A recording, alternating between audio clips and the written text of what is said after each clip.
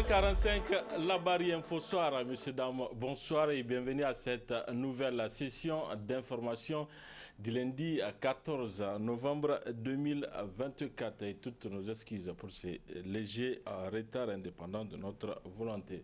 Rentrée académique 2024-2025, ce matin, des élèves et étudiants de l'École supérieure des sciences de la communication et des médias ESCOM, ex-IFTIC, c'est le ministre de la Communication, des Postes et de l'économie numérique qui a présidé la dite cérémonie en présence des scolaires, des membres de l'administration, des invités parmi lesquels le gouverneur de la région de Niamey. Le compte-rendu de cette cérémonie, c'est avec Ismaël Momouni et Cheibou Guisso.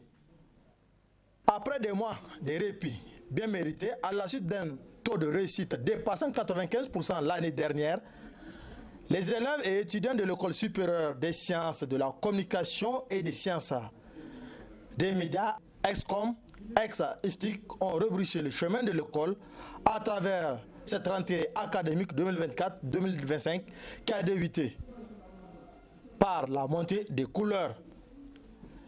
Élèves et étudiants de l'ESCOM, à travers leur association, ont tiré leur chapeau à l'encadrement pour la qualité de la formation.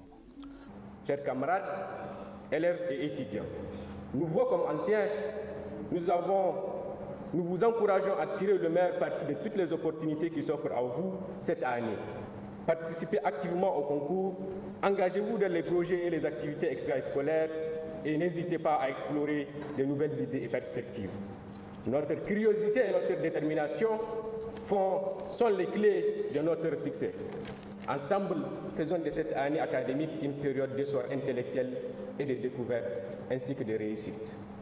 Nous profitons de cette instance solennelle pour remercier et encourager le personnel administratif et nos professeurs pour leur dévouement et leur travail acharné. Votre expertise et votre soutien sont essentiels pour créer davantage un environnement d'apprentissage stimulant et enrichissant.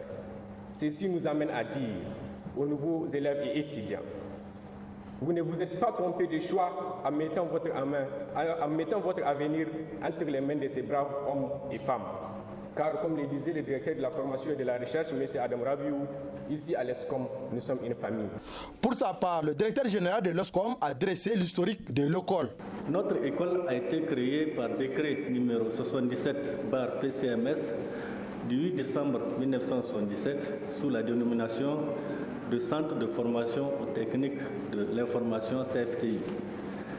La première promotion comptait 6 apprenants, à savoir Sekou Aboubakar, rappelé à Dieu, Bonkan Mbawa, également rappelé à Dieu, que leur âme repose en paix, Kailou Youssoufou, Zada Bawa, Bra Amadou et Mohamed El Mokhtar, auxquels nous rendrons, Inch'Allah, un hommage mérité dans les prochains jours. 10 ans après, le CFTI sera transformé en Institut de formation aux techniques de l'information et de la communication, IFTIC, puis en École supérieure des sciences de la communication et des médias, ESCOM, suivant le décret 2022-924/PR-RN/MC du 30 novembre 2022. De sa création à nos jours, l'ESCOM a formé plus de 8000 étudiants, dont plusieurs centaines issus de divers pays d'Afrique. Le ministre de la Communication, des Postes et de l'économie numérique n'a pas manqué d'adresser ses conseils. Aujourd'hui, l'ESCOM fait face à une concurrence de plus en plus accrue. C'est dire que vous devez faire preuve d'ingéniosité afin de maintenir votre position de leadership. Le taux de réussite de 95,68% au titre de l'année académique 2023-2024 est fort satisfaisant, mais je vous encourage à faire davantage. Quant à vous, chers étudiants, que vous soyez inscrits à titre privé ou boursier de l'État, pensez aux efforts immenses que fournit l'État du Niger et aux sacrifices de vos parents qui financent votre scolarité. Soyez ponctuels, assidus et studieux. Vous êtes l'avenir de ce pays qui a besoin de cadres bien formés et compétents. Tout au long de cette semaine, vous suivrez des conférences animées par des professionnels sur divers sujets. Suivez-les attentivement car elles constituent le point de départ de votre formation dans cette prestigieuse école. Chers étudiants, j'ai entendu votre plaidoyer par rapport à la situation des étudiants des nouveaux moyens de l'année académique 2023-2024 et les dispositions sont en train d'être prises pour que vous soyez dans vos droits. L'année académique 2023-2024 s'est achevée avec un taux de réussite global de 95,68%. À l'issue du test d'entrée du 28 septembre dernier, l'ESCOM a arrêté 152 nouveaux étudiants et apprenants, ce qui porte l'effectif à 356 actuellement. Le Front patriotique pour la souveraineté FPS a entrepris une campagne de sensibilisation de la défense nationale. Il s'agissait pour les initiateurs d'aller à la rencontre de la population pour leur dire d'aider les forces de défense et de sécurité dans leur mission. Samedi 12 octobre, la caravane de FPS était à Seno, à la rive droite. Hassan Saleh, Mustafa Ibrahim. Seno, c'est dans le 5e arrondissement communal de la ville de Niamey qui a reçu la visite de la délégation du Front patriotique pour la souveraineté FPS. Cette caravane est allée rencontrer les habitants de ce quartier.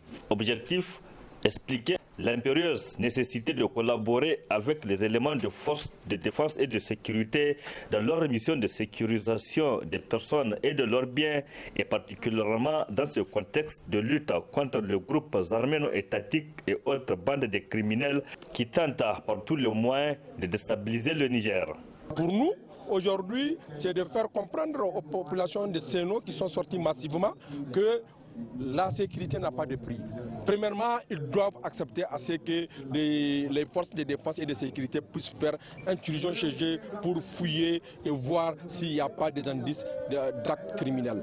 Au-delà de ça, nous pensons que la population de Seno doit collaborer avec les FDS pour pouvoir endiguer ce problème-là. Donc, c'est pour ça que nous sommes venus pour les sensibiliser par rapport à un comportement patriote, surtout hautement patriote, pour défendre notre pays. Donc, ils doivent être les oreilles, les yeux des forces de défense et de sécurité. Et c'est ça la collaboration que nous demandons. Et nous pensons qu'à travers ces campagnes, la population allait comprendre et que pour pouvoir prendre des dispositions pour défendre notre pays.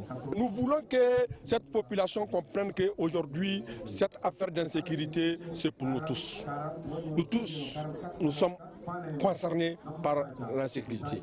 Donc ce n'est pas seulement une affaire des forces de défense et de sécurité, ce n'est pas seulement une affaire des autorités. Et c'est à nous, en tant que peuple nigérien, en tant que citoyen et surtout patriote, c'est à nous effectivement de collaborer pour pouvoir trouver la solution. Et nous savons que les individus armés ou bien les bandits armés peuvent s'infiltrer dans la population et que si la population essaie de les protéger, ça serait difficile. Donc c'est pour ça que nous voulons qu'ils lâchent et que les gens puissent s'organiser et travailler ensemble. Pour faciliter la tâche aux forces de défense et de sécurité de mener à bien leur mission, de numéros verts ont été mis à la disposition de la population pour dénoncer tout cas de suspect constaté. Les numéros verts, nous avons le 40-40, qui est le numéro des FAN, des forces armées nigériennes, le numéro 83-83, qui est le numéro de la police, et le numéro 40-00, le numéro des gendarmes. Donc c'est des numéros verts qu'on appelle que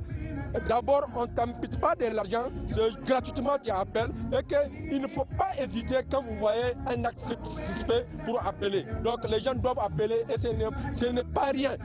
Mieux vaut prévenir que de guérir. Donc ce n'est pas rien de voir quand vous constatez quelque chose qui attire votre attention, que vous puissiez utiliser ces numéros-là pour appeler. Et ces numéros ont été mis à la disposition des populations par l'État du Niger.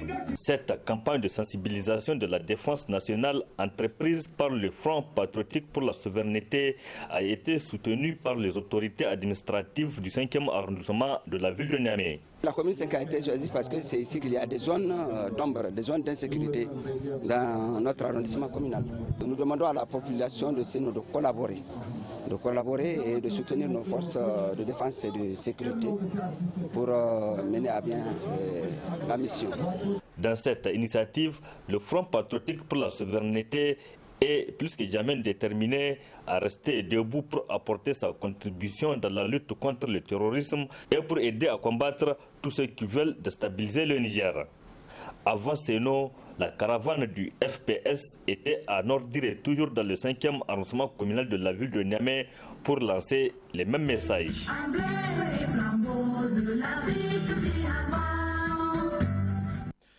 Situé dans le 3e arrondissement communal de Niamey, plus précisément au quartier Poudrière, la Médressa Darul Quran a procédé le jeudi dernier à la remise d'attestation de fin d'apprentissage à 13 apprenants. Ce sont ainsi 10 filles et 3 garçons qui ont achevé leur formation sur le Saint-Coran. Le résumé avec Adamou Soumana et Sadou Doumi.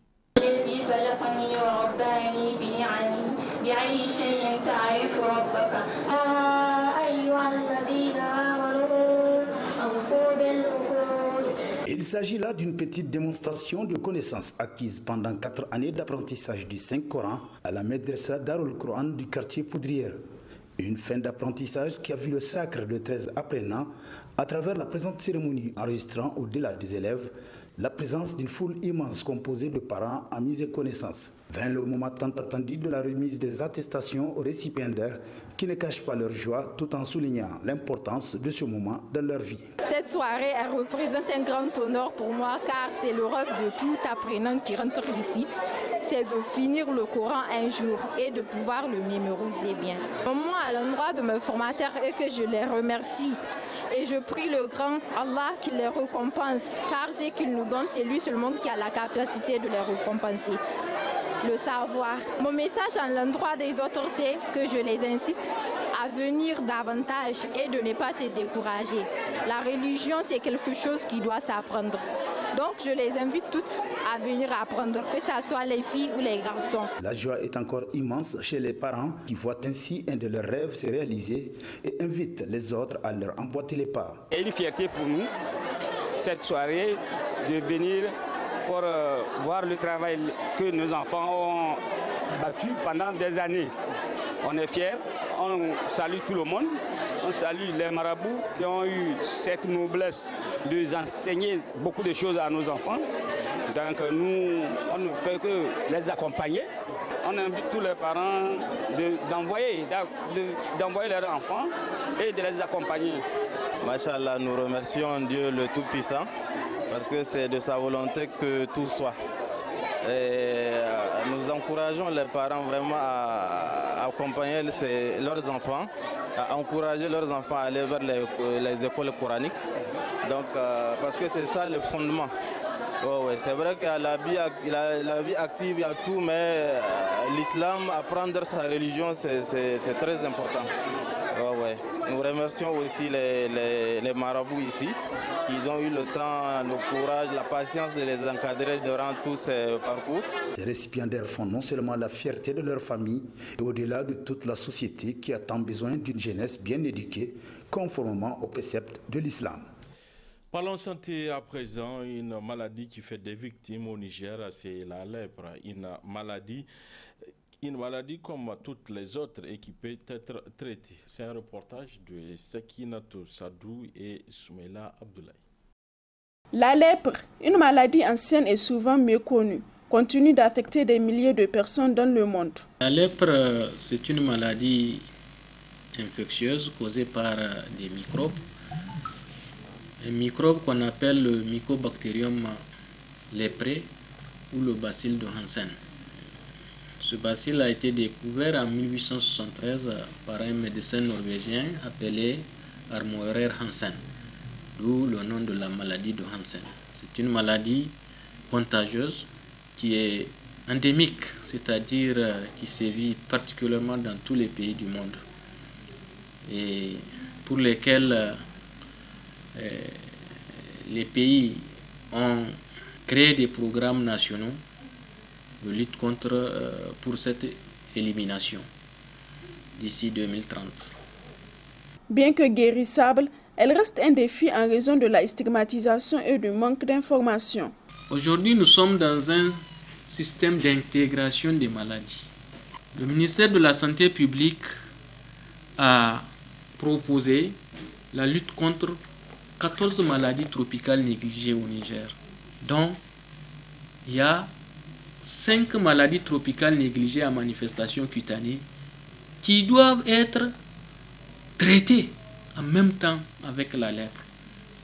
Vous avez les mycétomes, vous avez les leishmanioses cutanées, vous avez le pian, vous avez la gale. Donc en plus de la lèpre, ça va nous faire aujourd'hui 5 maladies tropicales négligées que nous devrons gérer concomitamment avec la lèpre et avec les autres dermatoses mineures. Comment donc éviter cette maladie? Faire attention aux signes de la lèpre qui peuvent être cutanés ou bien neurologiques. En présence de ces signes-là, c'est-à-dire la tache rouge parfois insensible, où il faut très vite faire recours au niveau des formations sanitaires pour pouvoir se faire dépister et traiter avant que l'on ne tombe dans les séquelles.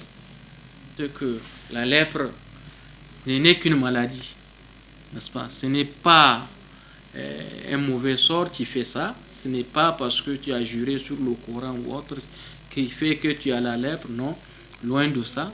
La lèpre, c'est une infection. Une infection est liée à l'environnement. Hein? Les microbes qui sont dans notre environnement, tu peux faire un palu, c'est une infection. Tu peux faire une infection pulmonaire, c'est une tuberculose. Donc ça, c'est les modes de contamination. Il faudrait essayer de faire recours aux formations de sanitaires et de laisser les préjugés qui ne vont servir à rien. Avec un traitement accessible et gratuit, il est possible de guérir de la lèpre. Mais pour y parvenir, l'information et la sensibilisation des populations restent essentielles. La lèpre n'est pas une fatalité, elle peut être vaincue avec la bonne prise en charge.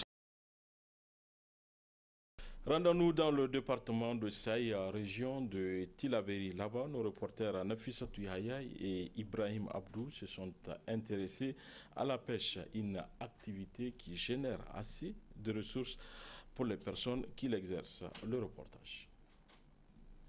Avec une population de plus de 80 000 habitants, l'économie de la commune de Saï repose sur plusieurs activités, notamment la pêche.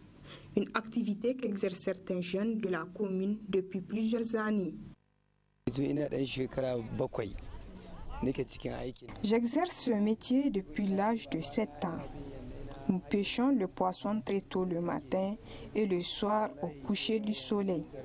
Grâce à cette activité, j'ai pu me marier et j'arrive à subvenir aux besoins de ma famille. Je peux gagner 10 000 à 20 000 francs par jour.